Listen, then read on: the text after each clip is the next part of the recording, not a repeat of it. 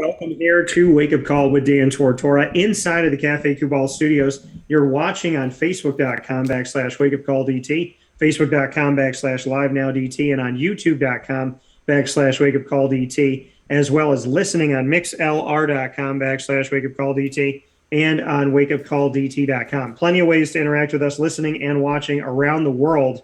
And I'm very happy. Speaking of around the world, makes a lot of sense because this gentleman got offers from all over the country. That is Cam East. I'm so happy to have him here with us inside of Wake Up Call with Dan Tortora's Cafe Kubal Studios. And Cam coming to us from the awesome opportunities they had coming from New Orleans, Louisiana. I love New Orleans, love the area. I went to St. Augustine, and we'll talk about that. We'll talk about his school. We'll talk about New Orleans and so much more in this long offer sheet. And I'm going to read it off as we'll get into it. But this is the order in which the offers came in to Cam East. So you see him here on the screen, and he's going to drink some water while I read off 23 names. Mississippi State, Florida State, again, in order of when they came into him. Mississippi State, Florida State, Georgia, Arkansas, North Carolina A&T, Virginia, Tulane, Houston, Louisville, Memphis, Louisiana Monroe, TCU, Colorado, Texas Tech, UAB, Southern, Ole Miss, Indiana, Georgia Tech, Maryland, Louisville. So we have two we have UL and we have Louisville here. What was UL? University of Louisiana. University of Louisiana. Okay, so that was the one that came in earlier. Yeah. So I read that wrong. So number 9 that came in was University of Louisiana. Then Memphis, Louisiana Monroe, TCU, Colorado, Texas Tech, UAB, Southern, Ole Miss, Indiana, Georgia Tech, Maryland, Louisville, Louisiana Tech, and Syracuse. So just a couple. Cam, how are you doing today? I'm doing great. How about you? I'm doing very well. So for an offensive lineman looking at his future, this is a mighty fine list. I would tell you that if this was my list of 23, I'd be feeling very good about the opportunity that whatever I choose, I'm going to find something good. Yep. So bring me into it. Let's go back to the beginning. Did you grow up in New Orleans area? Where'd you grow up? I actually grew up in Marrero. That's like right outside of New Orleans. It's across the river. But all my life I've lived there, and it's a great place. And so bring me into being there and, like you said, right across the river from New Orleans. What's it like growing up in Louisiana? I was down there for Katrina relief in 2006 in May. So we were there to help 8 months after Hurricane Katrina hit. Mm-hmm. And so I got to experience the people. I got to experience the music. I got to experience Bourbon Street, and I got to experience the food, which is awesome. Definitely. What can you tell me about Louisiana? So just like you said, there's a lot of fun stuff to do down here, especially around Mardi Gras season. If anybody ever wants to come down here, I recommend that's the time you come down here, Mardi Gras. But food is amazing. People are amazing. Just even being a tour in your own city, that's amazing. So fun to do. So for you, it's kind of like really close by. You can go on vacation, so to speak. Yep. Yeah. So what are like the most favorite things that you've done in Louisiana? Mardi Gras. Okay. Definitely. I look forward to it every year. So for you to have this opportunity to move forward and play Division I-A FBS college football, to experience that, do you feel, because when I was down in the New Orleans area in Louisiana, it just felt like a community of really loving, caring people that work really hard and appreciate things. People were giving to us when they had nothing just to say thank you for helping them. How would you describe the community? Yeah, the community is great. Everybody's supportive of what I've done. Even people I meet. Like today I met a man. He saw me in my Ole Miss sweater and he was like, congratulations, and they're proud of me and they don't even know me, so that means a lot to me. I don't know if you know this. I'm a big Marvel fan. Do you like Marvel? Yeah, I love Marvel. So I don't know if you're familiar with this because I think it only went a couple seasons and then they appeared in Runaways. But there was a Marvel TV show based in New Orleans called Cloak and Dagger. Did you see that at all? No, I have not. So you definitely got to check that out because it has all to do with the community of New Orleans and just what that's like. And I've never seen a Marvel show set in Louisiana, so I thought that was kind of cool. Yeah, that really is cool. What is it called again? Cloak and Dagger. Okay. Yeah, I'm going to look into that. Yeah, so make sure you check that out. Very, very cool stuff. But so looking at St. Augustine and the school and your experience, what can you tell me that you've taken out of there that has made you a better player and a better person? Man, it's like just a brotherhood. It's like it really bonds us together. They have a lot of things that's strict, so that's going to help you in the long run of becoming a man. So they have taught me how to grow up, and really fast. Actually, I grew up really fast with going there. I learned a lot, and they actually got me a lot better at football. I wasn't as good as I was before I stepped on varsity at St. Aug. So they made me. I give them huge props of what I've done. How did they make you? They they made like so first. We just got a new head coach like 2 years ago, but in honesty, that's like it seems like he's been there all the time. I'm close with him, real close with him. He's taught me everything I know. My offensive line coach taught me everything I know. So yeah. And for you, I want to shout out these coaches. Who has had the best effect on your life, and shout them out by name because I'd love to show them some love since you gave them some credit here. Can I do like my trainers, two people I train with on the side? You can do everybody you think should be mentioned here. Okay, so my coach, Coach Nick, he's my head coach. Coach Fig, he's my offensive line coach. Then my trainers on the side, Coach Lacoste, and Coach Smoke, Coach Robbie. Those real big. They played a big part. And speaking here with Cam East, as he has made his decision to move forward and play at Ole Miss as he steps into his time there. Speaking about growing up in Louisiana and also talking about St. Aug and whatnot, going through your recruiting process with 23 offers, did you anticipate it to be like this? Now that you've gone through the recruiting process, how much of it is what you expected and how much of it was maybe a surprise? All of it was a surprise. I didn't even coming out my junior year. I was anxious. I didn't think I would get any offers my junior year, so I wasn't really worrying about the scholarship at that point. I was just worrying about getting better and helping my team win a state championship. But when they started coming, it was a real surprise. I didn't expect my first offer to be a SEC offer. So me and my family, once I got that first offer, we were happy. Then a few hours later, Florida State called and they offered me, so it was like a real big thing. And bring me into that moment. When did you get that offer from Mississippi State? I think it was December 9th, and they called me. I was right down here.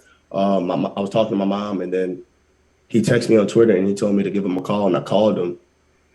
Or he called me, and he was just like, he was talking to me about the program, and at the end of the conversation, he was like, I would like to offer you a scholarship. And I was like, really? And he was like, yeah. So that was a great moment in my life. I won't forget it. In December 9th of last year? This year? Yes, sir. Okay. So back in 2020, so we see these 23 offers come through from December 9th of 2020 to now. Being recruited at that time, obviously in these last 19 months, we have been living through a pandemic.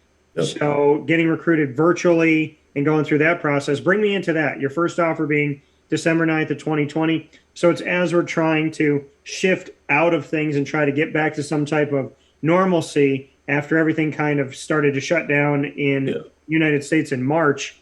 How did you handle that unique recruiting that other recruits didn't have to go through in years past? So if all of the dead periods weren't there, I would have started taking visits a little earlier. But with the dead period, I didn't take my first visit till this summer, and that was with a camp. I went to a camp. No, actually it was Tulane. I went to Tulane first, and that was June 3rd. Okay. Yeah, June 4th. I went to Tulane. Then June 5th, I went to Mississippi State. So it was kind of it played a big role in my decision making because I could only take those like 5 visits that I took, and it was hard to like fit them in, because I had such a short amount of time.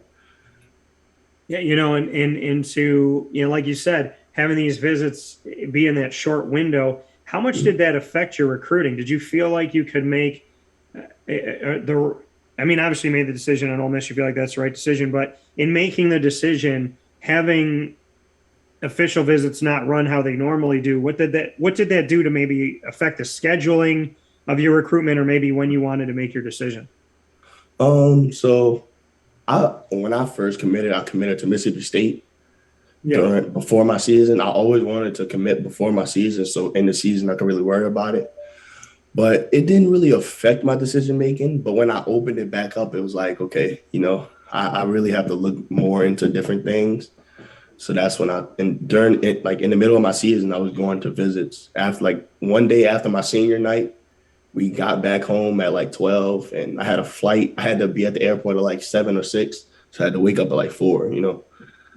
So for you to originally verbally commit to Mississippi State, Mhm. what was it like to go through that process, commit to them, who was your first offer, and then to decommit and have to, what was that conversation like? Did you have a conversation with the coaching staff, and how did you handle giving your word and then taking it back and saying, hey, I'm going to leave this more open? Right. Yeah. So it did take me a minute. I was thinking about it for like a month, and me and my family, we didn't know what the right decision was at the moment. But after taking the visits and the coaches coming to my house, so it was like, I think it was the best decision for me to decommit. And when I called the coach, he was very understanding, but they still wanted me. So they were trying to talk to me. But at the end of the day, they realized that it's best for me to decommit. And I didn't know where I was going to go at first, but I decided like a few days before signing day, not even a few days, like a week before signing day, I committed to Ole Miss, but nobody knew until signing day. How did you keep that a secret in a world where everybody's trying to get information on everybody? It was hard. It was real hard. I had friends asking me. I had, like, my coach knew.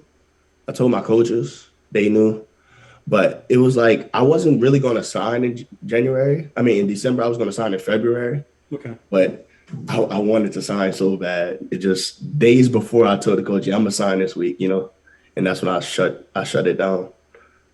So bring me into the process of when you let Ole Miss know and then how you held on to that for a week and didn't tell anybody. Yeah, so after I got off the phone with the Mississippi State coach, I was talking to my coach, and I was telling him, like, I like Ole Miss a lot. And he was like, he told me, because he knew I wanted to sign in February. Yeah. And I didn't really know if I wanted to, like, commit yet. So, but when I found out, it was a few days after I called him and I let him know, I said, yeah, I would like to silent commit. And yeah, he knew like I was going to do like the hat thing in February. I was going to like actually lay the hats out. Yeah. But I was so anxious to sign. So, make it official. Why were you so anxious to sign with Ole Miss in December in the early signing period as opposed to waiting until your original plan of February? It just looked fun. I wanted to let everybody know that I was signed. I saw everybody else like getting ready to sign. I'm like, wow, I want to do that too, and I just pulled the trigger. Could you have kept it a secret for another 2 months? I think I could have, but I really thought it might have got out at the same time. So I was like, nah. Did you? So you told Ole Miss a week before. Yeah. Yep. And when you told them, hey, I'm signing on December 15th. Oh, no, I didn't tell him I was signing. I told him I was committing. I didn't tell him I was signing until 3 days before. Okay, so you were committed to Mississippi State for a while. Yeah, yep. And are you concerned in the rivalry of Mississippi State Ole Miss that you committed to one and they're going to the other? It's going to be like the Cam East Bowl going on right now. Yeah. I knew that was a big thing, me flipping, and especially to that rivalry. So that was like kind of a thing I didn't want to do at first because I didn't want it to be like any type of drama or anything. So for you, how soon did you decommit from Mississippi State and commit to Ole Miss? I decommitted from Mississippi State like on December. I think it was December. I don't know. It was early in December, like December 1st or December 3rd. Of this year. And I committed to Ole Miss like on the 10th. Okay. Mm-hmm. And so, yeah, because I remember looking at your recruitment and seeing National Signing Day going, and you're getting some late offers from. Yep. And I was thinking to myself, and you didn't like make your decision early in the morning publicly. Yeah, I literally called the coach and told him like that morning because he sent me the papers, but I didn't know if I was going to actually do it yet. Yeah. But that morning I called, I was like, yeah, I'm just gonna sign. I signed it that morning. Because I remember looking at your social media, and when you had put out the post about Yeah. going Ole Miss, it was later, so Mhm. it was almost like an extra surprise to a Yeah. national signing day. It was like, Yep. here's all the people coming through. Oh, Cam East has some time. He's going to be looking through, some of these schools and whatnot. And then boom, it happens. And I was like, oh, wow. Like it just kind of Yeah. like, it was just like a, kind of jump right at you type of post, which, did you want it to do that? Did you want to make a splash on signing day? Yeah, I wanted to do, but I really wanted to do it on February signing day. But it's like, things don't always go as planned. Even my family was surprised I did it that day. I didn't even, because I talked to my mom that morning. I was like, I really think I want to sign. And we both made it. And I told my grandparents after I did it. So, yeah. Speaking here with Cam East coming out of the state of Louisiana, right by New Orleans from St. Aug and heading off to Ole Miss here with 23 offers for Division One FBS football. Appreciate talking with him inside of the Cafe Kubal studios here on Wake Up Call with Dan Tortora. So the day before signing day, Mhm. my hometown Syracuse offers you. Yep. What did that do? Did it do anything that on December 14th, Syracuse was like, hey, want to sign tomorrow? Like, so Yeah, what? like I still didn't know at that time. Okay. Yeah, so we was all I was actually going to go visit up there in January, you know. So, well, not January. When does the dead period end? I don't even know when that ends. I Yeah. think the third week in January. So you're going to go up and Mhm. visit Syracuse. Yep. So, okay. So you decommit the beginning of December to Yeah. Mississippi State. December 10th ish, you Mhm. commit to Ole Miss, Yeah. but you still weren't sure. Mhm. You were maybe going to go visit other schools in January. Yep. So I know you signed on the dotted line at Ole Miss, but are you really going to Ole Miss? Yes. Why did Ole Miss do it for you? It was everything: the program, the players, the coaches, and I just love their offense. I love how they run their offense. Their offense is actually pretty similar to my high school. You know. And So what about it is similar? What do you like about it? What can you say about their offense?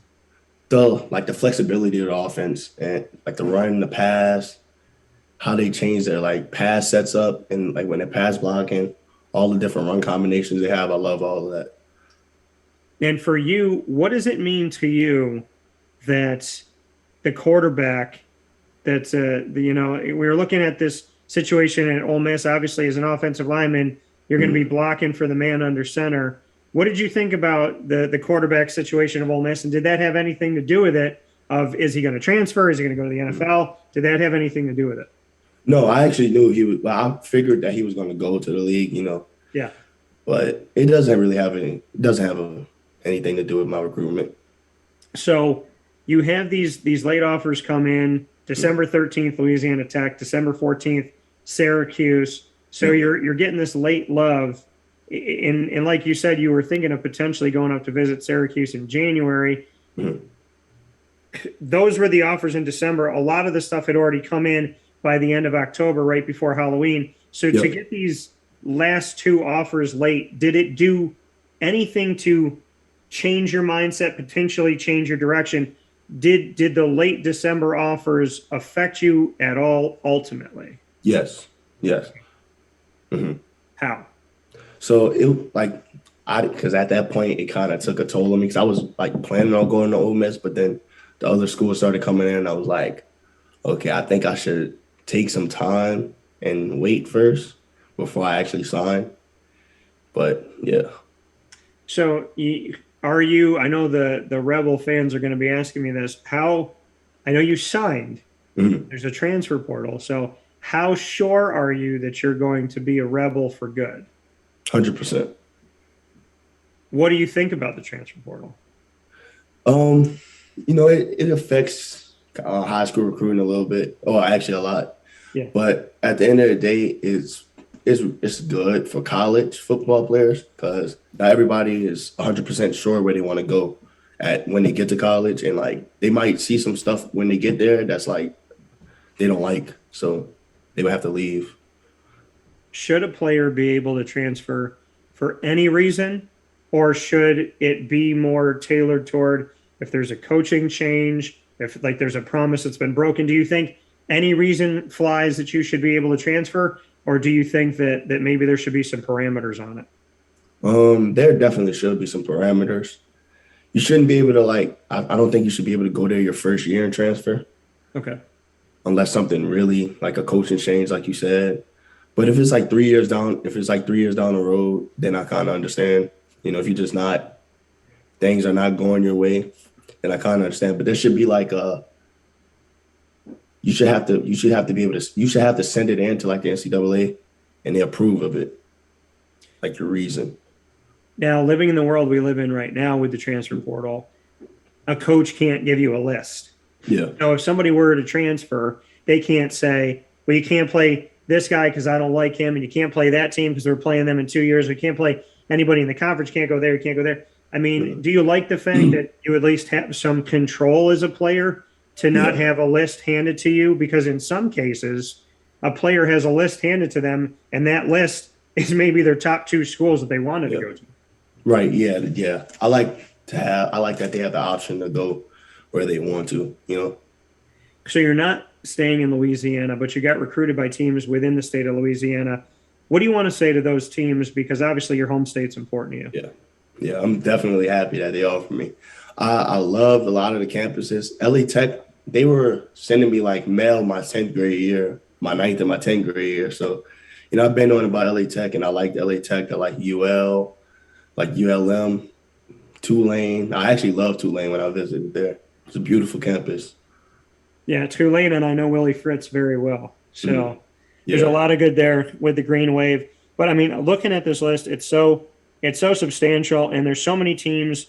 Just to name a few that I've covered specifically: Florida State, Virginia, Tulane, Houston, Memphis. Just looking down the line here: the Texas Techs, UABs, Indiana, Louisville, Syracuse, Georgia Tech. There's a lot of these teams that I know very well. This is, even though you had to pick one of them, how difficult was it to say no to the other 22? Because I got to tell you, man, if this was a Christmas list, it's a pretty nice list. Yeah, it was definitely hard. I had good relationships with a lot of coaches, and it's hard to let people down at the end of the day. Like me and the Tulane coach, we had a really good relationship. He called me every day. What's that? Who did you talk to there? It was so the first coach was Coach Barnett. Okay. I think that's the one that offered me at first, but Coach Chris Watts, he played at Notre Dame, but he re-offered me, Okay. And you love the campus at Tulane. So even though you're not going to Tulane, what should people know about Tulane? Definitely great coaches there, and it's in the middle of New Orleans, so you can't miss out on that, but really good football team, really good campus, everything. Football program, great football program, You're staying in the South, but you're going to the state of Mississippi. Yep. How much do you know about the community you're going to be in, or do you not know much at all? I know a good bit about it. I talked to my coaches about it because they've been there a lot. But when I went down there, it was like they seemed like really nice people. Everybody I've met going on the elevator, coming down the hotel hallway, seemed like great people. Even the fans seemed like great people. Yeah. Everybody's just nice. So you chose the Lane train. Mm-hmm. Lane Kiffin's been all over the place. Yeah. He finds his way to Ole Miss. How much of a relationship do you have with Lane Kiffin, and what do you think about him? I have a great relationship with him, and I think he's a really good coach. I love how he runs his offense. That offense is really good. You can see it this year. They did really good, 10-2, and the bowl game is right down here in New Orleans. Yeah, and to have Lane, like you said, you like him, you think he's a good coach. What do you like about his personality? Mm-hmm. So he seems pretty chill, but I know he really likes his players at heart. Like he loves his players. So I can see that from being around him, and I know he's a good person, that he'll take care of you. Like even when he came to my house, I could see that he wanted my best interest, And so, what was it about him that made you feel like he wanted, or he had your best interest? He was just telling me like anywhere I went that they support, that they won't, that they're not going to be mad about it. They're supportive of wherever I go. He was telling me like things I could change in my game to fix it up. Things like when I get there, like this was before I like decommitted. So he was like saying if I was to go there, things I would get better at. Like my potential is at high. So those things. Do you believe him when he tells you that stuff? Yes. Yes. People, he's a guy that people bring up a lot. Mhm. NFL, college. When it comes to football, a lot of people know who Lane Kiffin is. How would you describe him man to man, you talking to him, as Mhm. opposed to maybe the lightning rod that he is in the media? Do you think he's similar or different to the way people see him? Uh, he's pretty different. He's really honest. He's really a humble person, great human being, you know. Do you like that he rocks the visor? Yes, definitely. So, your offensive line coach, Jake Thornton, what can you tell me about him? Oh, we have a great relationship. I talk to him every day. I know he knows what he's doing, and I know when I get there, I'm gonna be developed really good by him. And I love like so when I went down there for the official visit, I actually love that my mom got to meet his wife. Like that shows how much his family is involved with the program. So it's like I could kind of see that they're gonna put their all into me and the program, you know. And Jeff Lebby, the offensive coordinator, what can you say about him? Oh, he was great. Yeah, definitely. Great coach. And so for you, being a part of this offense, being in the SEC, what I think is pretty cool and interesting to play off of your name is that you're Cam East and you're playing the SEC West is going to be your Yeah. division. So we got East in the West. East to the West. What can, and if you use that, just give me credit. But what do you think about East in the West? It's gonna be a big thing. You know, I'm planning on making it a big thing when I get there. I'm gonna dedicate myself to the grind, the work, everything.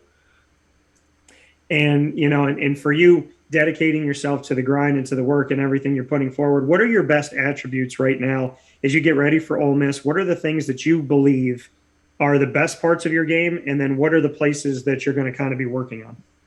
I have great feet. I'm very aggressive. I have really good hands. I feel that I really want to work on my strength a lot more, Okay. getting my body better, getting stronger. Um, like I said, I have great feet, but you know, you can't ever not get better at something. So I want to get even better with my feet and my hands. But those are my best attributes. Pass pro or run game, what do you prefer or do you prefer?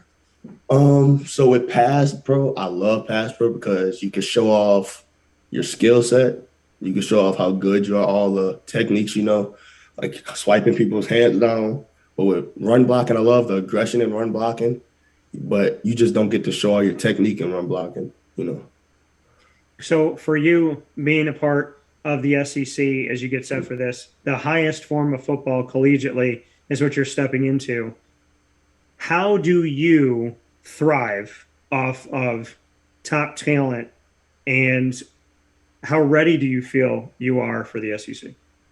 I love talent. I love going up against competition. I don't like going up against people where it's like, okay, you know, it's an easy game. I like to actually be challenged.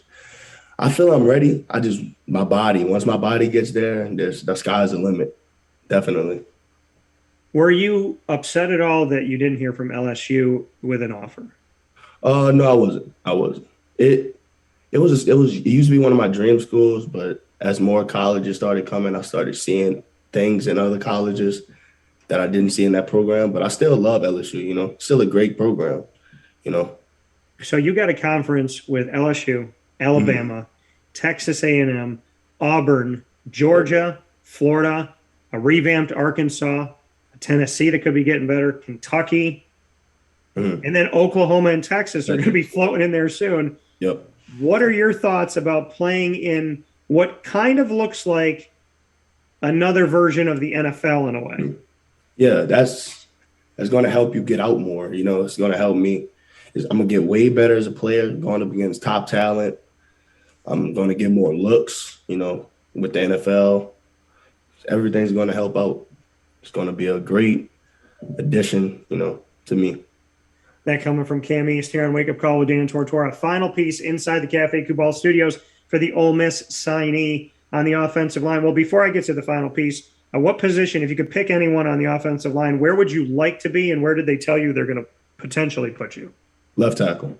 That's where I would want to be, and that's where they told me I would be. So you want to be blindside. Yep. What do you like about that? I mean, you are extremely important to the success or the non-success of that offense. Yeah. Bring me into that. That is such a crucial piece to any team anywhere. I mean, there's a lot on your shoulders. What do you think about that? Yeah, it's a challenge. It's a challenge. And, I love a challenge. I just love to know that if I don't make the block, it doesn't work. So I know that I have to make this block or play won't work. If I just let the guy go inside, he's actually quarterback. So, and I love being on the left side for some reason. It just feels better, That coming from Cam East. Cam, final part here is called rapid fire. We get off the football field, 3 questions apiece. You put me on the hot seat. I put you on the hot seat. Any question about anything, we're not prepared, no list. We're just going to go and fire away back and forth to round out Wake Up Call with Dan Tortora special with Cam East coming from Louisiana and St. Aug and heading off to Ole Miss to play college football in the SEC. Cam, I'm going to let you go first inside of the Cafe Kubal studios. What's your question for me? If you've watched my tape, what do you think I can get better on? Oh, man. I think that for you, obviously, to be in the SEC, they've seen something special in you. I think you can get better on, everything. I think the things that you're good at, you can't rest on your laurels and you got to stay focused, like the stuff you talked about. And I think that where you think you may have a weakness, to focus on that. But really just, I would say, trust yourself, trust your ability, watch film. Don't ever get bored of watching film. Don't get pissed off when you're asked to watch film. I would say if you're a student of the game and you're watching your film and you're listening and you're studying the playbook and you're picking things up, and to not be afraid to ask a question. Yeah. I think that's something I would say to you is raising your hand. Some people think that that's not cool, but the only people that learn are the people that raise their hands. Right. So I would say sit in the front, raise your hand, and remember to do this. One thing that I'm going to tell you, it's important for you to have time for Cam East.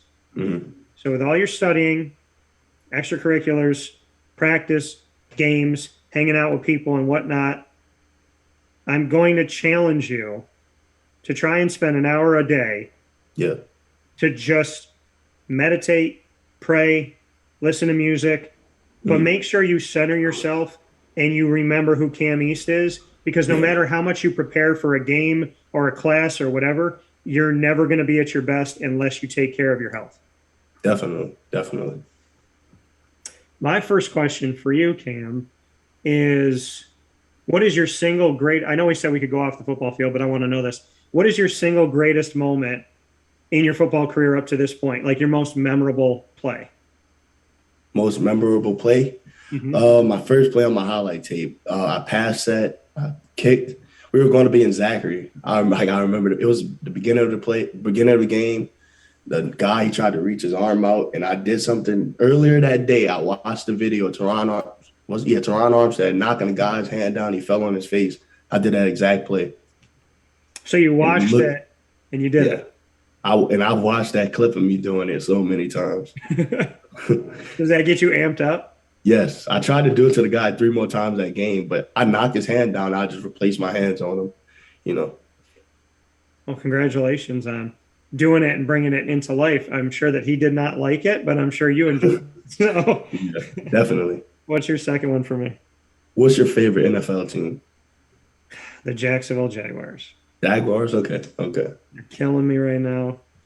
And to have the number 1 pick 2 years in a row, potentially, I am not happy about it. So I think they were heading in the right direction like 4 years ago, and they just had bad character on the team. Some of their most talented players didn't have the best of character or teamwork. And that definitely affected it, which really goes to show you that if you put together a team based on talent, they could be good. But if you put together a team based on talent, morality, and character, they can be great. Yeah, definitely.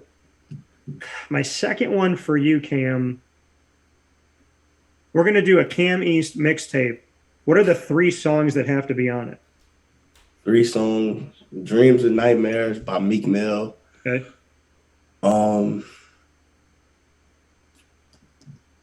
So we're talking about old school, like Anything back in the day? Anything you want. Okay. So there has to be some type of Lil Durk on there. Okay. Some type of Lil Durk. Okay. And for the last song, "Flashing Lights" by Kanye. Okay. All right. Yeah.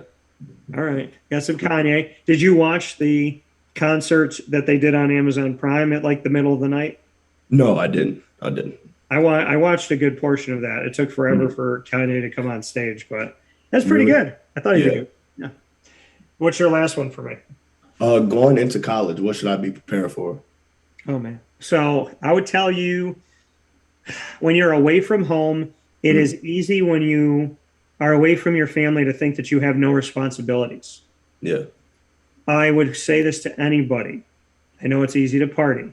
I know it's easy to go out and do stuff, hang out with the ladies, not really do this and that. I would tell you that you need to stay focused. It doesn't mean don't have fun. But like I said, take an hour for yourself, center yourself. My best advice to you at 36 years old now is to pray about everything, worry about nothing. I know it's harder to do than to say. Yeah. Make sure that you keep a good relationship with God. Care about your schoolwork. Learn, because you're going to have to do something after football. Find what you're passionate about, and just really trust yourself and know yourself. Like, understand that what can make you really excited in the short term may not be the best thing for you in the long term. So before you just walk outside and think, oh yeah, in the here and now, this is awesome. Think about if that's going to have a positive domino effect or a negative domino effect on your life, because one move in your life, in the chess game of life, could take Cam East, the NFL player, and turn him into Cam East. He doesn't play here anymore. Yeah. Right. So just make sure that you focus on your morality, focus on your faith, and just, be a good kid. I mean, go have fun, but do it in such a way that you're thinking about your future. Definitely. So now my last one for you. Okay, I would ask you this. I'm going to flip it on you. So you're younger than me, but what have you learned in life? If you could give me any piece of advice on what you have learned, what advice would you give to me? I always got to keep God first. I love to read my Bible every night. That's like my biggest thing, reading my Bible. If I don't do anything in the day, I have to read my Bible. I have to. I have 3. So my favorite, what is it? My favorite verse my favorite, what is it called? Scripture I like to read every night is Psalm 91. Okay. And the 23rd Psalm. I love those. They play a big part in my life to keep me protected at all costs, Yeah, in Psalm 91, to take a look at this, it talks about those who go to Most High for safety will be protected by the Almighty. I will say to the Lord, you are my place of safety and protection. You are my God, and I trust you. God will save you from hidden traps and from deadly diseases. And then it goes so on and so forth for Psalm 91. And then Psalm 23, to make mention of this one, is that this is the Lord is my shepherd, I shall not want. And the funny thing about this is that I actually have this. When you walk in my front door, right above my coats, it hangs right there, that it's the last thing you see before you walk out. Yeah. Yea, though I walk through the valley of the shadow of death, I will fear no evil, for thou art with me, thy rod and thy staff, they protect me. Thou preparest a table before me in the presence of mine enemies. Thou anointest my head with oil, my cup runneth over. So 2 great Psalms. What made you pick those? So growing up, my grandparents, they always we always read those and they always told me about them. And as I got older, I realized how important they are to my life. So keep a witness of protection over me every day that I go through my life. I go outside, step outside, that God will always have me protected. No. Well, coming from a kid who's got a ton of offers and great opportunities in front of him and a great school for exposure and opportunity for the NFL, I like your kindness. I like your generosity of your time, your humbleness, and your faith. Don't lose who you are, Cam. Keep being awesome. And I would love to be able to chronicle your career. So if you'd like to come back on the show, I'd love to have you. Definitely. Definitely. So Cam East playing in the West. I love it so much. Very excited, man. Go enjoy New Orleans for me. God bless. And I look forward to talking with you soon. And please, I know I haven't met them yet, but please say hello to your family and give them a hug from me because family's important. Definitely. I got you for sure. All right, man. Be good. I'll talk to you soon. All right.